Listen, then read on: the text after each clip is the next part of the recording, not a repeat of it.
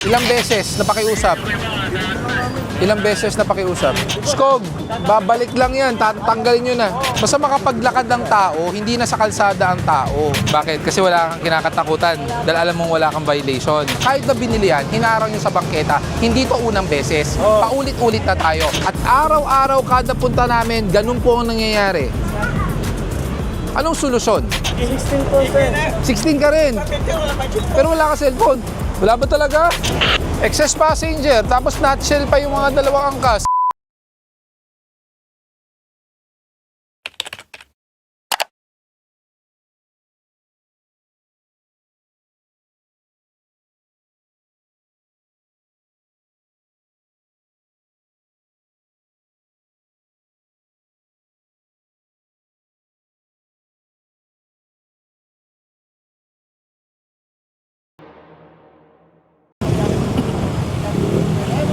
Morning.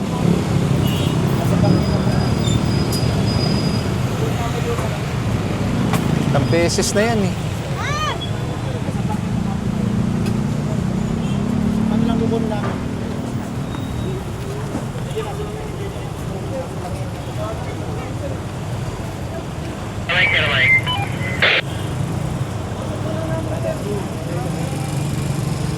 Mike, get a mic. Alright, good.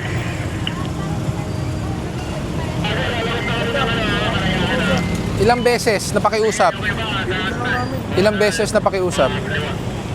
Tanggalin nyo. Skog, paalis nyo yan. Doon na tayo sa harap.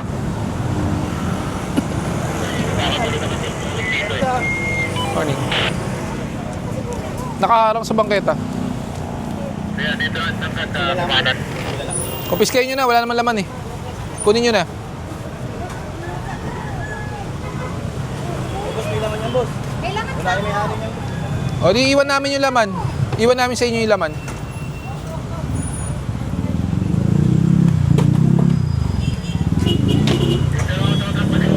Kumanan dito.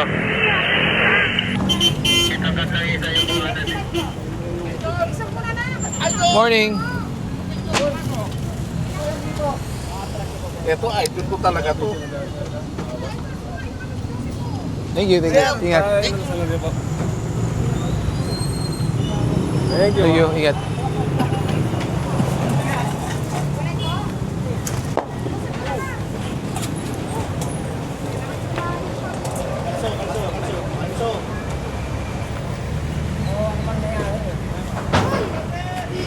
Tara.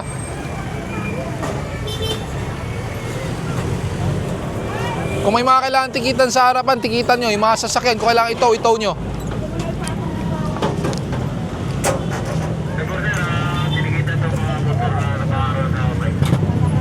Kung may kailangan magkarga, ikarga nyo.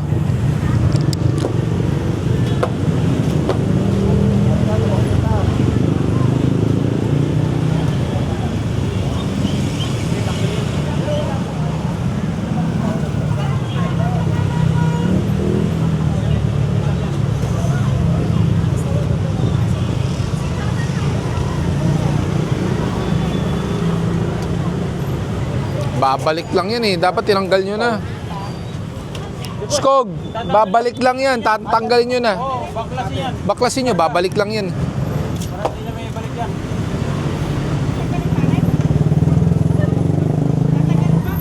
I-clearing din sila ng una, kaya ang ginawa na lang ho nila, naglagay na lang po na, ito, sundin itong buhay na to para pagpunta namin. Mali yan. Saan maglalakad ang tao? Yun nga ho yung binigay nila. Hindi po. Mali po yan. Kukwestiyonin ko po sila. Consider na para malatagan namin ang kanila.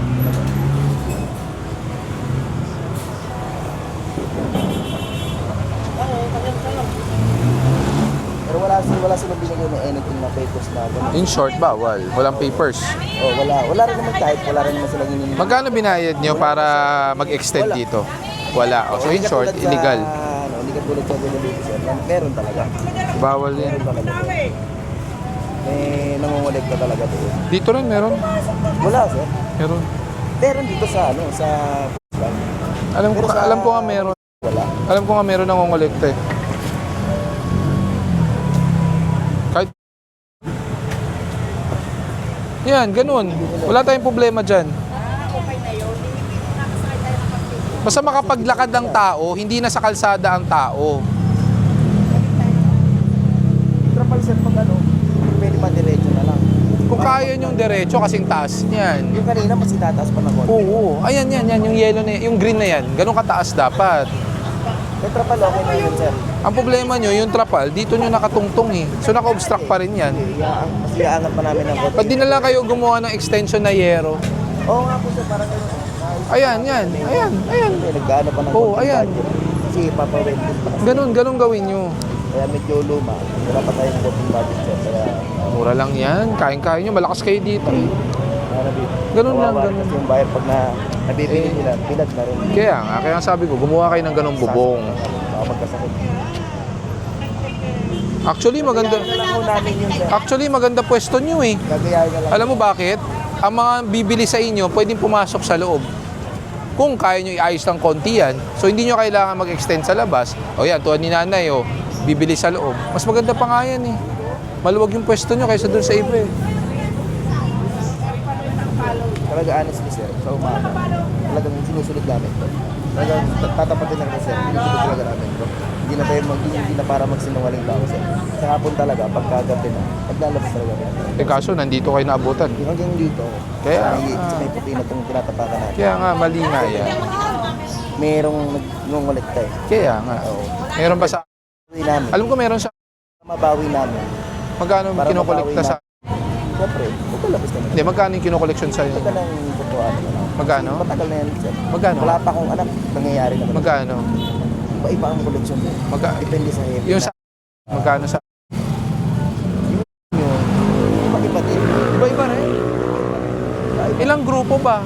Ang alam ko, isang Marami grupo kayo, lang sir. eh. Maraming grupo kayo. Magkano? Yung iba-ibang presyo. Minsan kadalasan ano yan eh.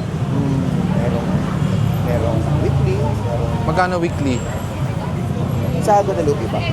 Hindi, kahit dito. Kahit saan. Basta Noon, kahit guarantee, hanggang ngayon, tuloy pa rin eh. Tuloy pa rin. Magkano ang weekly minsan? Talaga dekada na yan. Iba-iba na kahit sino pang nakaupo. Ilang dyan. libo umaabot weekly? Weekly, minsan, pag iba-iba pagkariton, 700. 700 per week. Iba-ibang ano. Iba-ibang grupo rin yun. Oo. May guy, may food, Correct. may yun. Correct. Apat na klase. So kung 700 yan, nasa 2.8 lumalabas. Pag banyera kasi yan, Oo. iba din ang presyo. Magkano naman? Iba din yan. Ang ano, tuwing gabi yan is class 50. 50. Everyday, iba-iba yan. Oo. Kaya nga sabi ko, dapat ayusin natin para hindi rin kayo naaabuso.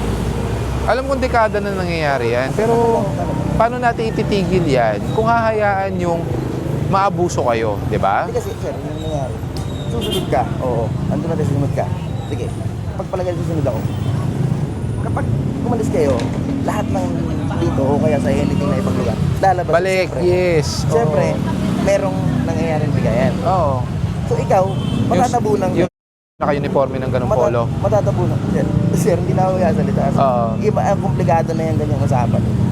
So ikaw, matatabunan ka na ibang nagtitinda. Correct. Siyempre, nandito na yung iba. Ikaw, nasa loob. Siyempre, obligado. Matatabunan ka. Na nakapagbigay ka na rin. Para at least ikaw, sasakay ka. Kasi kung hindi ka sasakay sa binibigyan mo, sasalungat ka. Wala eh. Wala talaga. Kaya Kaya nga, talaga ang sistema. Kaya nga ako, ang suggestion ko talaga dyan, ayusin natin para hindi rin kayo naaabuso, di ba? Kung maayos ang lugar nyo, hindi kayo magtatabon-tabunan, hindi nyo kailangan magbigay. Kahit pilitin pa kayo. O sir, nasa tamang pwesto kami, anong i-clear nyo sa amin? Hindi kami magbibigay, di ba? Imagine mo, 700 ilang kilong bigas yan. Oo. O, di ba? Ayusin natin. Ako sa Guadalupe talagang. Oo, lalo na yan. Kasi tagal ko rin kasi nagtinda sa Kaya nga. Morning.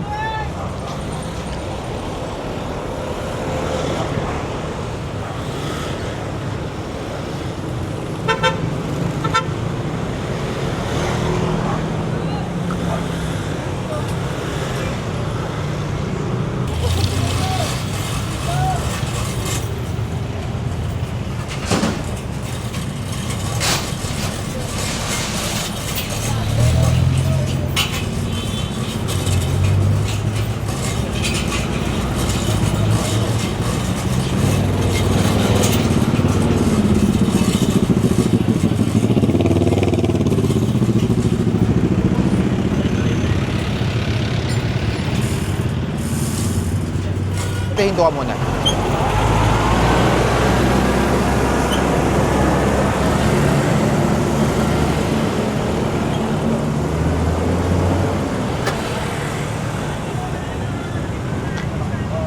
Oh, nandito ako.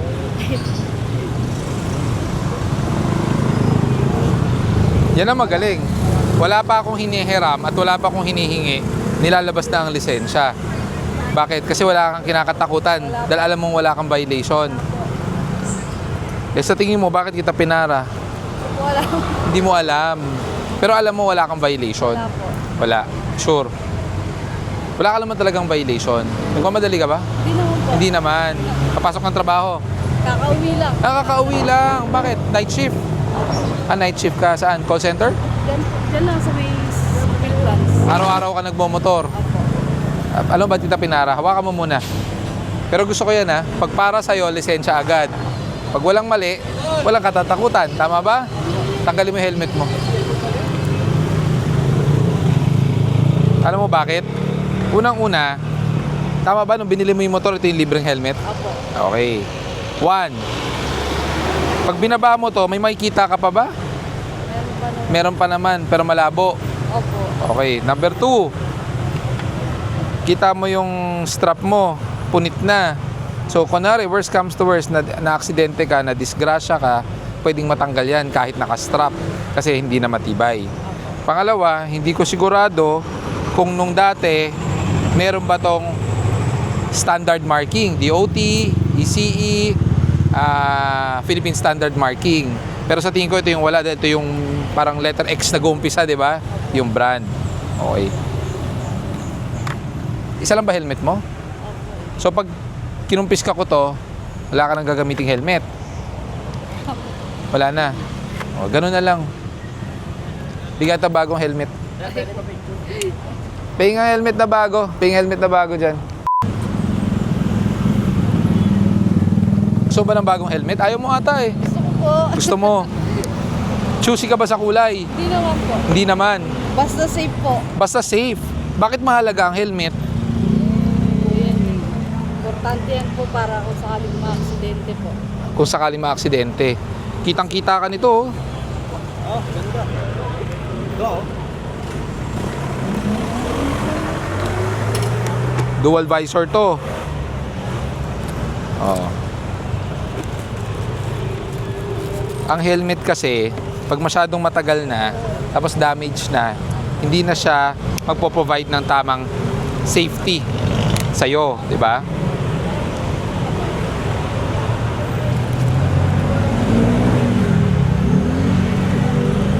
Tama yan, nakasapatos ka rin. Subukan natin kung kasya. Ito ang control niyan para sa visor. Yan. Oh. Ito, memory foam. Sa katagalan, huhulma sa mukha mo yan. Dahil ang helmet, hindi dapat masyadong maluwag, hindi rin sobrang sikip. Dapat hindi umuuga para hindi ka mahilo. O, subukan natin. Kasya. O, dapat, sige, strap mo nga.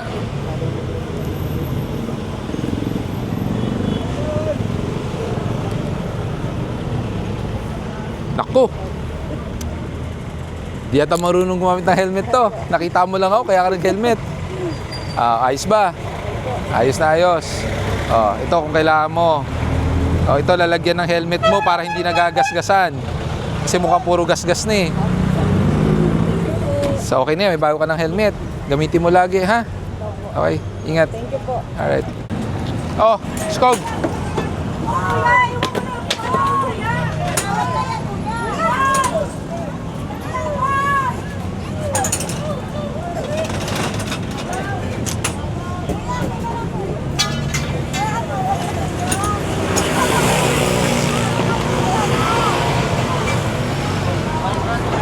O yung rep, ayaw yung tent eh, yung rep na lang.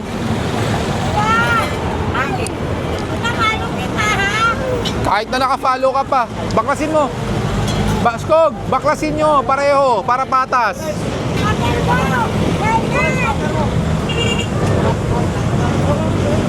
Helmet, naka-illegal obstruction kayo sa sidewalk.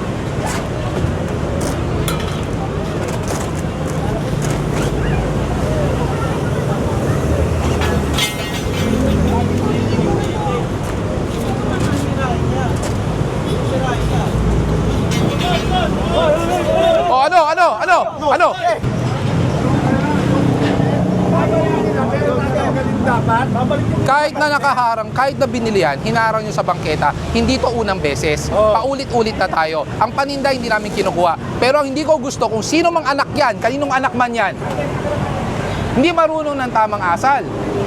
Sisiguraduhin ko po, papaaresto ko po ngayon yan. Mamal niya yan. Iparesto mo. Sige. Opo, Okay. para mag-file na lang ng complaint. Opo. Sige. Opo.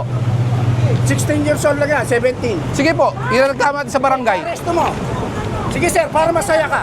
Ano bang problema mo, boss? Wala akong problema. Bakit ka ba nakikiano? Hindi, wala akong naman problema. sa'yo. Hindi naman sa'yo yan. Sinasabi ko yung tama. Yeah, tama na yan yan. Sinasabi ko yung tama na hindi nyo dapat ulitin. Tama ba kayo? Pagpalagay mo ng mali, sir. Oh, mali pala eh. Pagpalagay mo ng mali. Anong gagawin natin pag mali? Mangganunin yan.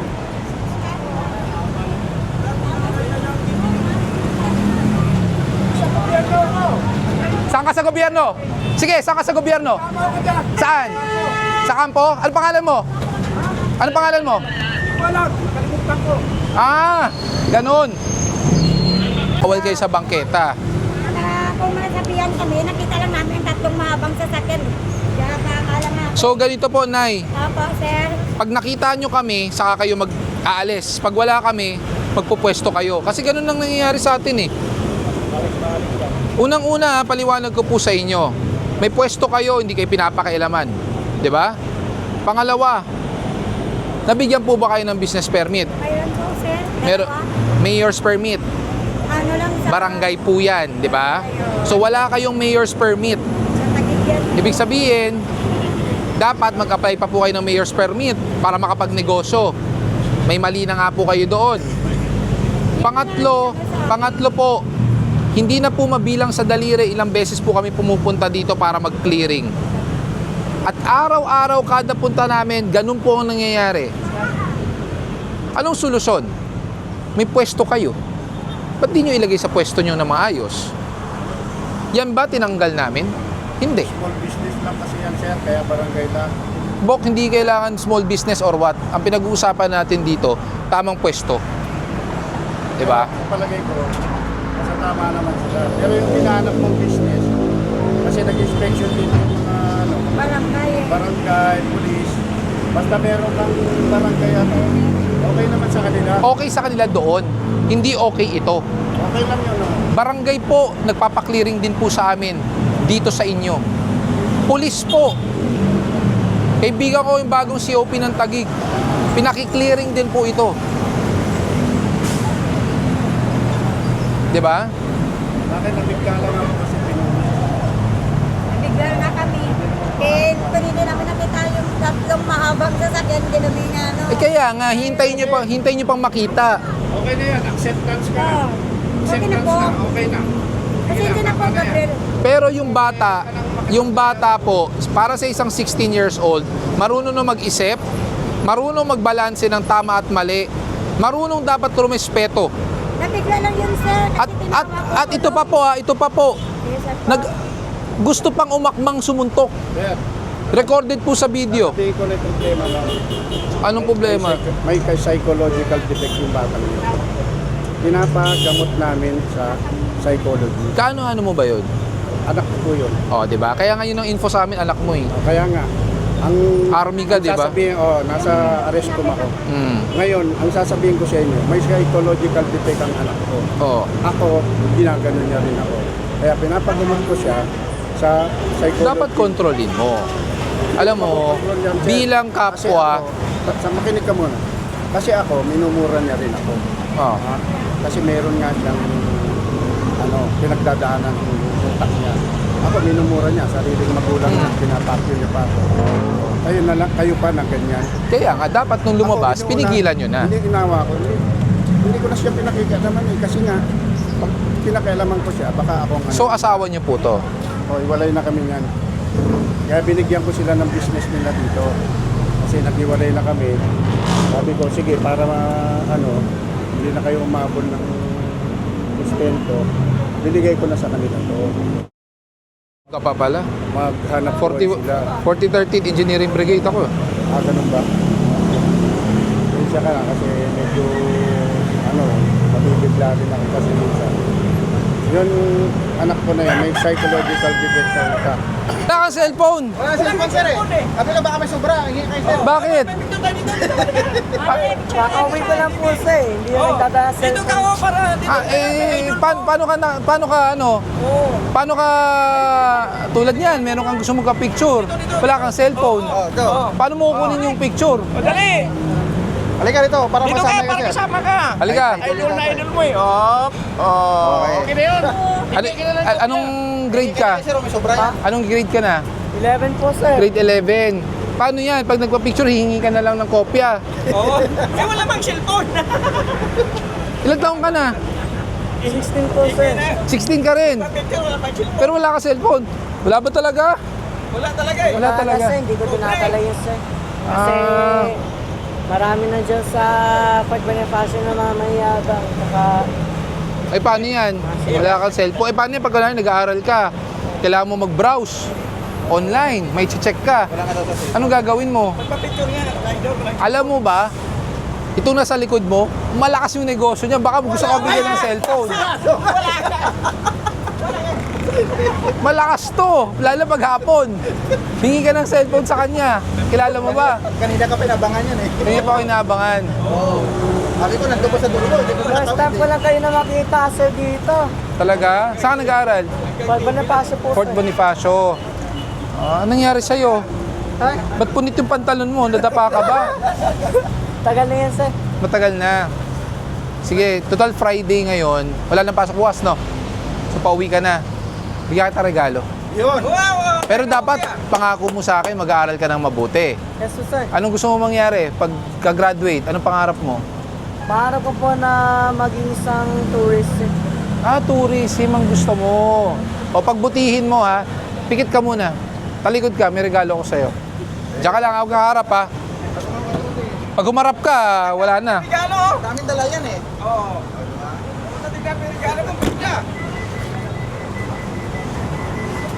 Ayun, Hari ka. Ano pangalan mo? Huwag ka muna harap. Ano pangalan mo? Tyler. Tyler, diyan ka na. Kahit di ka na humarap. Regalo ko sa'yo, cellphone. Salamat po, sir. Mayroon ka na cellphone. Gamitin mo yan, ha? Pag magpapapicture ka, assignment mo, Android yan. Okay? Regalo namin sa'yo ni Cellboy yan. Mag-aaral ka mabuti, okay? Promise? Promise po, sir. Pinky swear. Yan, ang gusto ko sa inyo mga bata eh. Salamat po, sir. Umuwi ka na. Ingat ka, ha?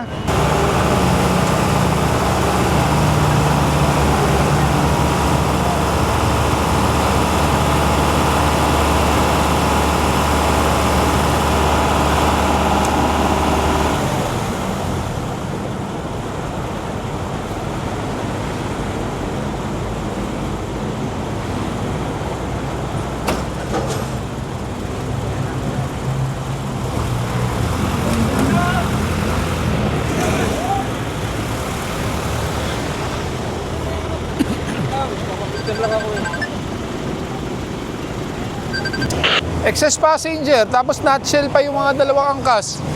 Captain dito, yung dalawang nutshell, yung helmet at nung sakay. O, tikitan nyo na.